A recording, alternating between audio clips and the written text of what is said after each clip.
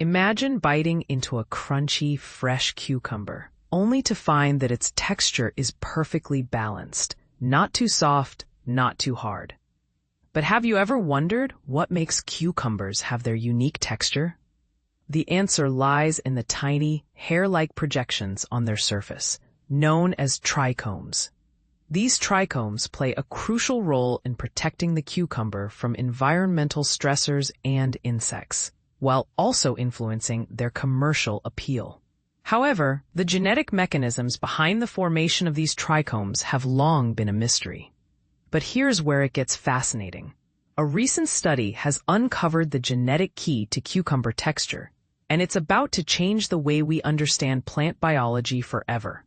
The study, conducted by a team of researchers at Shanghai Jiao Tong University, has identified a single gene, CsTs, as the pivotal regulator of fruit spine development and texture in cucumbers. This breakthrough discovery has significant implications for the agricultural industry, as it could lead to the development of cucumbers with customized spine textures, enhancing both their marketability and pest resistance. But what exactly do trichomes do, and how do they affect the texture of cucumbers? Trichomes are essentially tiny, hair-like structures that cover the surface of many plants, including cucumbers. They provide protection against environmental stressors, such as extreme temperatures and dryness, while also deterring insects and other pests.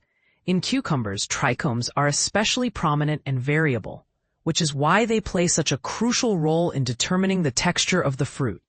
The researchers used a combination of gene editing, microscopy, and protein interaction analyses to uncover the sophisticated genetic network behind cucumber surface architecture.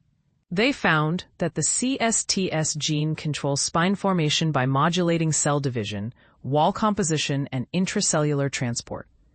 In other words, this single gene is responsible for determining the shape, size, and structure of the trichomes on the surface of cucumbers. To confirm the role of CsTs, the researchers generated knockout cucumber lines using CRISPR-Cas9, which resulted in trichomes that were flattened and malformed. Microscopy revealed a lack of structural differentiation between the stalk and base of the fruit spines, leading to loose attachment to the fruit surface. Biochemical analysis showed that these mutants had reduced cellulose and lignin, but elevated levels of pectin and hemicellulose, weakening cell wall rigidity. But here's the part that most people miss. The CsTs gene doesn't just control trichome formation, it also influences gene networks related to auxin transport, cytoskeletal arrangement, and secondary metabolism. This means that the CsTs gene is connected to a broader network of genes that regulate various aspects of plant development. The researchers also found that the CsTs gene interacts with other proteins, such as snare proteins and ROPGT passes, which are key players in vesicle trafficking and cell polarity. These interactions were lost in the mutant due to protein mislocalization. Interestingly, overexpressing CsTs in an Arabidopsis homolog mutant partially restored normal trichome morphology, suggesting functional conservation across species. This raises an important question. Could the CsTs gene be used to improve the texture and resilience of other crops? The answer is yes, and this is where the study gets really exciting. The identification of CsTs offers valuable opportunities for breeding cucumbers with customized spine textures, which could enhance both their marketability and pest resistance. By manipulating this gene, breeders could potentially develop varieties that are tougher, more aesthetically uniform, or better protected from insects, such as aphids, which tend to favor softer mutants. Moreover, insights into how CsTs regulate cytoskeleton and cuticle biosynthesis could extend to other crops where trichomes affect flavor, texture, or defense.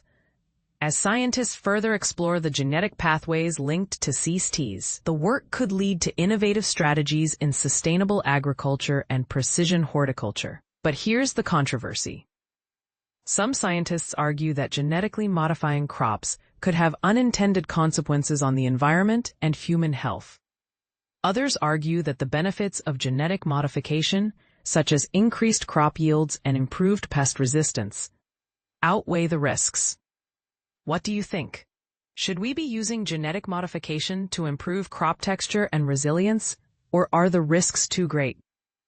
Share your thoughts in the comments below. And this is the part where we ask, what's next for the study of CsTs and its role in plant biology? The researchers plan to explore how CsTs coordinate signaling cascades through phosphorylation, and how it may interact with broader metabolic pathways in plants.